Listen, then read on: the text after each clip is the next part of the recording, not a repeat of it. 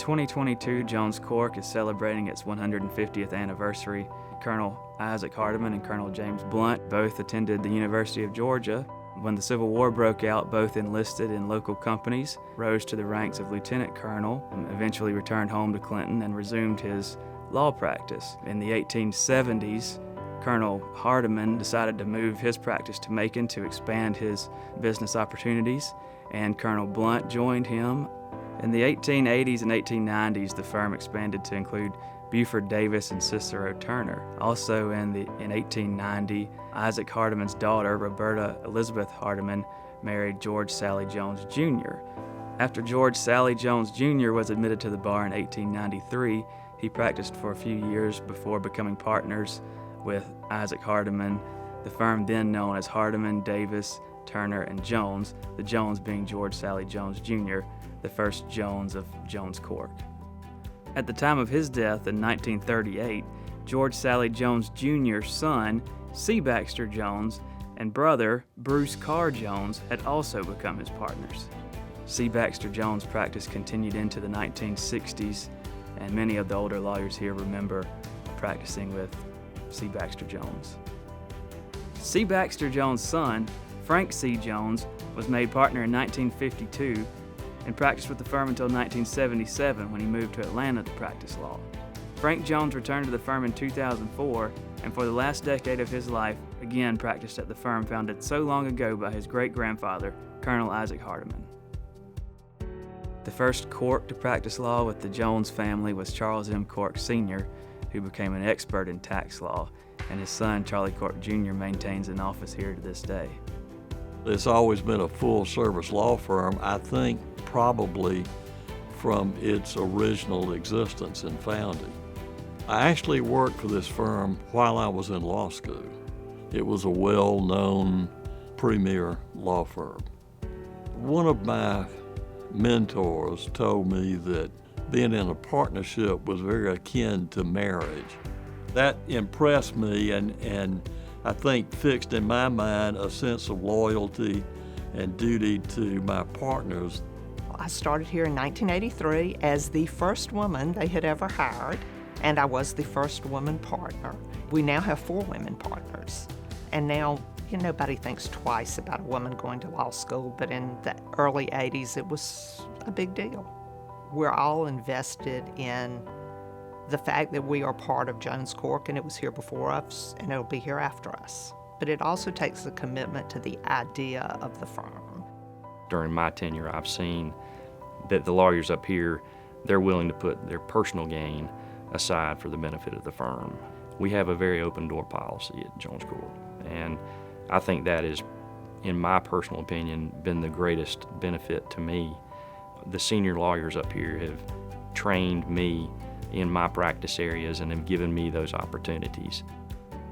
When I moved to Macon, I had heard that Jones Cork, Miller and Benton, as it was known then, was one of the oldest and best law firms. And at that time in 1976, they were hiring women to do title research. And I have been doing that since 1976, and I love it. It's just a good place to work. I wouldn't have been coming here for 46 years if I didn't like it. The relationship between the partners at Jones Cork can be described as one of mutual respect. We hope that relationship and those feelings also extend to our clients and the local community.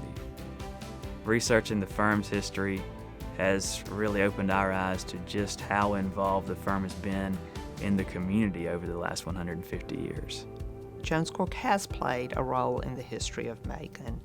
We have had city attorneys. We have represented the school district. We've represented the city of Macon.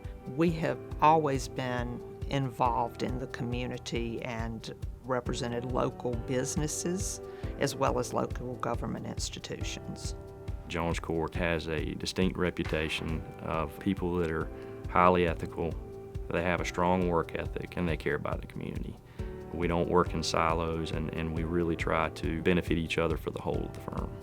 We think that one of the strengths of our firm is the ability to come to Jones Cork and kind of be a one-stop shop. A client can bring their needs, and they can pretty much all be met without having to go to different firms for different areas of expertise.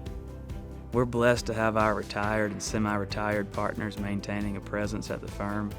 If you encounter an issue that you don't know how to deal with, chances are one of them has dealt with it in the past and can point you in the right direction or introduce you to someone who can offer some advice on that subject. We can tap into a wealth of knowledge dating back to the 1960s. 3 words that I would use to describe Jones Cork would be established, enduring, and evolving. It takes more than a few years to become established in the community. I feel like it involves charity work and making a positive impact on the community, and I believe Jones Cork has done that. There's been a lot that's happened within the past 150 years, and Jones Cork is still here.